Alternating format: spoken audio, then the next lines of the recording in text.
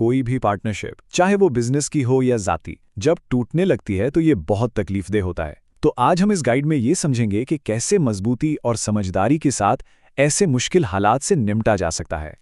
अक्सर ऐसा होता है ना कि बिजनेस हो या कोई ज़ाती शराकत, एक वक्त आता है जब एतमाद ख़त्म हो जाता है और इसकी जगह ले लेती है जारियत, धमकियां या पैसों पर लड़ाई झगड़ा। तो आज हम इसी पर बात करेंगे कि ऐसे मुश्किल हालात से कैसे निपटा जाए। इस मुश्किल से निकलने के लिए हम एक फ्रेमवर्क पर बात करेंगे जो आपको तहफ़्फ़ुज़ देगा। इसमें हम देखेंगे कि ख़तरे की अलामात क्या हैं और फिर बात करेंगे 3 ढालों की। पहली, आपके उसूल और ईमान, दूसरी आपके अल्फाज और तीसरी कानूनी रिकॉर्ड। तो चलें शुरू करते हैं। देखें, सबसे पहला और अहम कदम यह है कि खतरे की अलामात को पहचाना जाए। जब कोई पार्टनरशिप दोस्ती से दुश्मनी की तरफ जाती है तो उसकी कुछ बहुत वाज़ेह निशानियां होती हैं। ये कुछ आम हरबे हैं: ज़बान का जारहाना हो जाना, जज्बाती तौर पर ब्लैकमेल करना, कार्रवाई की धमकियां देना, ठीक से बात करने से इनकार कर देना और अचानक पैसों पर झगड़े शुरू हो जाना। इनको पहचानना ही अपने आप को और अपने हुकूक को बचाने की तरफ पहला कदम है। अच्छा, बाहर कोई भी एक्शन लेने से पहले सबसे पहली और मजबूत तरीन ढाल आपके अंदर होती है। वो है आपका ईमान और आपके उसूल। यहाँ एक बहुत गहरी बात है। कुरान में हज के दौरान एक हुक्म है, फला रफसा वला फुसूका वला जिदाला, यानी कोई गलत बात नहीं, कोई गुनाह नहीं और कोई लड़ाई झगड़ा नहीं। अब सोचें, ये उसूल सिर्फ हज के लिए नहीं है, ये जिंदगी के हर मामले में, खास तौर पर जब कोई तनाज़ा हो, एक ज़बरदस्त गाइडलाइन है कि हद से तजावुज़ नहीं करना। तो जब आप अपने हुकूक के लिए खड़े हों तो ये याद रखना बहुत ज़रूरी है कि खुद कोई कानूनी या अखलाकी हद पार ना करें। याद रखें, कुरान में साफ कहा गया है कि जो लोग दूसरों का हक नाहक खाते हैं वो दरअसल अपने पेट में आग भर रहे हैं। तो इंसाफ मांगते हुए खुद इंसाफ के दामन को थामे रखना, यही असल ताकत है।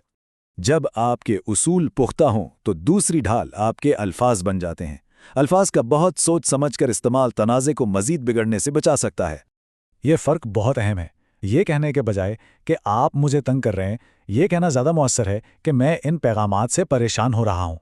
यानी इल्ज़ाम लगाने के बजाय अपनी कैफियत बयान करें, क्योंकि आप सिर्फ अपने एहसासात की सच्चाई जानते हैं, दूसरे की नीयत की नहीं। ऐसा क्यों है? क्योंकि आप अपनी नीयत जानते हैं, अपने ख़यालात को समझते हैं, लेकिन आप दूसरे शख्स की नीयत, उस पर क्या दबाव है या वो किस ज़हनी हालत में है, उसका अंदाज़ा नहीं लगा सकते। इस तरह बात करने से झगड़ा कम होता है और फोकस इस बात पर रहता है कि अमल का असर क्या हो रहा है। बहुत से लोग ज़िंदगी में कभी ना कभी ऐसे हालात से गुजरते हैं जहां वो समझ नहीं पाते कि अगला कदम क्या उठाया जाए। अगर आपने भी कभी ऐसे हालात का सामना किया है तो कमेंट्स में ज़रूर बताएं कि आपने उससे क्या सीखा, ताकि बाकी लोगों की भी मदद हो सके। मज़ीद रहनुमाई के लिए हमें फॉलो करें, और अगर आप इस मौजू पर गहराई में सीखना चाहते हैं तो हमारी वर्कशॉप्स के लिए भी रजिस्टर कर सकते हैं। तो जब बातचीत से मामला हल ना हो, तब आती है तीसरी और बहुत अहम ढाल, और वो है कानूनी रिकॉर्ड बनाना। इसे कहते हैं जनरल डायरी या रोजनामचा। ये पुलिस स्टेशन में एक कानूनी अंदराज है जो आपकी बात को सरकारी तौर पर रिकॉर्ड कर लेता है, बगैर किसी फौरी इन्वेस्टिगेशन या एफआईआर के। चाहे मसला शौहर के साथ हो, बिजनेस पार्टनर के साथ या किसी और के साथ, ये रिकॉर्ड मुस्तकबिल में आपके लिए एक बहुत बड़ा तहफ़्फ़ुज़ बन सकता है। इसका तरीका बहुत सीधा है। सबसे पहले तमाम सबूत जमा करें, जैसे टेक्स्ट मैसेजेस, ईमेल्स या कॉल लॉग्स। फिर अपनी दरखास्त लिखें जिसमें साफ साफ हकायक बयान हो। इसे पुलिस स्टेशन में जमा करवाएं और सबसे अहम, उसका डायरी नंबर ज़रूर हासिल करें। यही आपका सबूत है। अब आते हैं इसकी सबसे बड़ी ताकत की तरफ।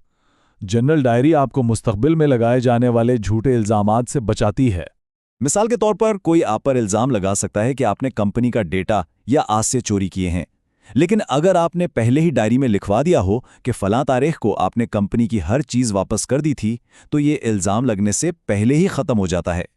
अपनी डायरी की दरख्वास्त में ये बातें वाज़े तौर पर लिखवाना बहुत ज़रूरी है कि आपने कंपनी का सारा डेटा और पासवर्ड्स वापस कर दिए हैं, तमाम डिजिटल अकाउंट्स तक रसाई छोड़ दी है, गाड़ी या दफ्तर की चाबियां जैसी चीज़ें भी लौटा दी हैं, और आप तमाम सरकारी जिम्मेदारियों से अलग हो चुके हैं।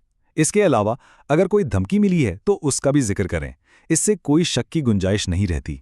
तो इन 3 ढालों के साथ, यानी मजबूत उसूल, महतात अल्फाज और कानूनी रिकॉर्ड, आप खौफ से नहीं बल्कि पूरी तैयारी के साथ आगे बढ़ सकते हैं। याद रखें, असल ताकत जारहियत में नहीं बल्कि उसूलों पर मबनी तैयारी में है। पहले अपने आप को महफूज करें, تاکہ آپ انصاف اور وضاحت کے ساتھ اپنا کیس پیش کر سکیں۔ یہ ایک ذمہ دارانہ اور اخلاقی قدم ہے۔ تو آخر میں یہ سوال ہے کہ آپ کو بااختیار کیسے بنایا جائے، بجائے اس کے کہ پریشانی میں رد عمل دیں، تیاری کی حالت میں آئیں۔ ذرا سوچیں، آج آپ اپنے حقوق کے تحفظ کے لیے کون سا ایک ٹھوس قدم اٹھا سکتے ہیں؟